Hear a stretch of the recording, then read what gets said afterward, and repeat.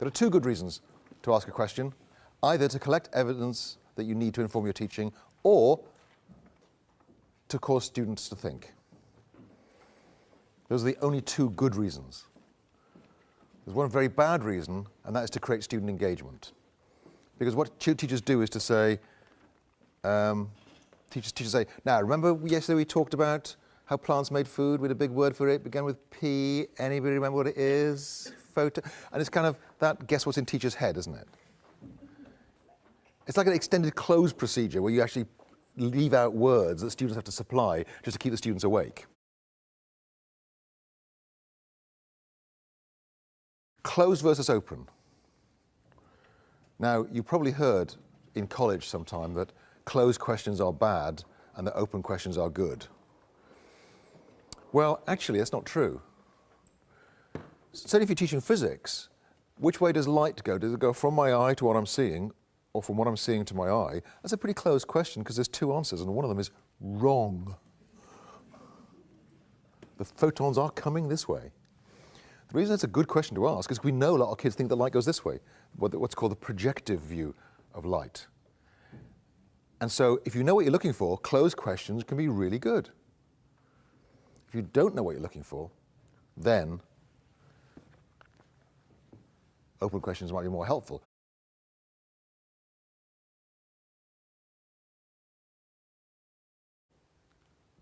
The more important distinction, much more important than whether it's closed or whether it's open, is whether it's low order or high order. Okay, so what's 3 threes? 9. Any different answers? 333, good. 33.3, okay, good. Just 3, because they were all laid on top of each other. Oh, yes. Yes, 3, just 3, yes. You're not very good at this, I have to say. You're not as good as year 5s. Let me give you some year 5 answers. 83.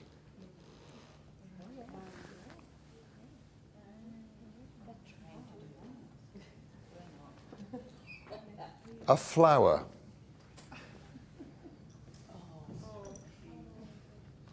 A small flock of birds. Now, when you thought I was asking what is 3 multiplied by 3, you were engaged in what psychologists call reproductive thinking. You trawl into your memory banks and you pull out a fact, and it causes no new learning. There is one slight benefit, which is that the recall of future facts, of that fact again next time, will be slightly faster. But that effect atrophies very quickly. When you realize I was asking for something else, your brain changed mode into something that psychologists call productive thinking. And that's when new learning takes place.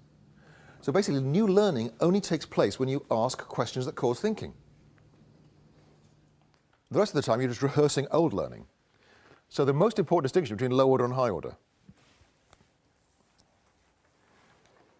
And if you're going to ask high order questions, you've got to give kids appropriate wait time.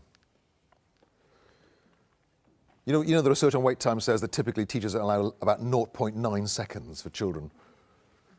You just got to slow down.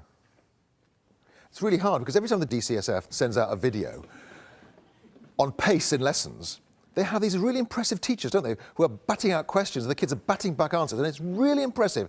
Don't confuse that with learning. Because those transactions are being conducted at such a speed that cognition is impossible. It's a very well-polished demonstration of an elaborate ritual completely disconnected from learning. Nobody can think at that speed, therefore nobody's learning at that speed. And pace, as often, requires you to slow down the classroom to get kids thinking a bit more than it does speeding it up. Now, we need to get away from IRE. IRE is what researchers call the standard classroom model: initiation, response, evaluation. I say something, you say something, and I say something about what you just said. I call it serial table tennis. Da-dunk, da-dunk, da-dunk, da-dunk, da-dunk. Teachers scatter the questions around the room just to keep the kids awake. What I think we need more of is basketball. I ask you a question, I ask you what you think of her answer, whether it's correct or not, I'll pick on you for an explanation. So the idea that the questioning can go around the classroom in a much more random order. No hands up except to ask a question. Why is that so important? Here's why. The latest research on IQ shows that intelligence is caused by environment. Yeah? But environment causes intelligence, and intelligence causes environment. In other words, people choose for themselves cognitive niches that match their preferred level of functioning. So in the traditional classroom, when the teacher asks a question, there are some kids who are trying to answer every single question the teacher asks. Those kids are actually getting smarter. Their IQs are going up, in fact.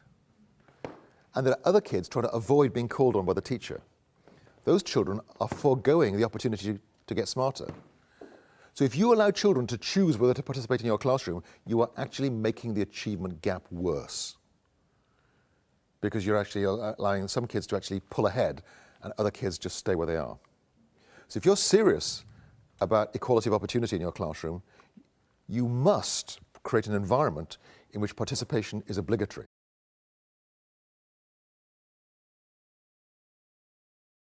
The decision that a teacher makes most often in the course of a working day is typically, can I move on now? And typically the way that most teachers make that decision is to make up a question on the spur of the moment. Some children raise their hands, you choose one of those. If that child gives you the correct answer, you say, good, and move on. And what we're saying is, let's think about the ways in which you can broaden the evidence base. How could you get teachers making better teaching decisions by broadening the evidence base? And that's what we call for in all student responses.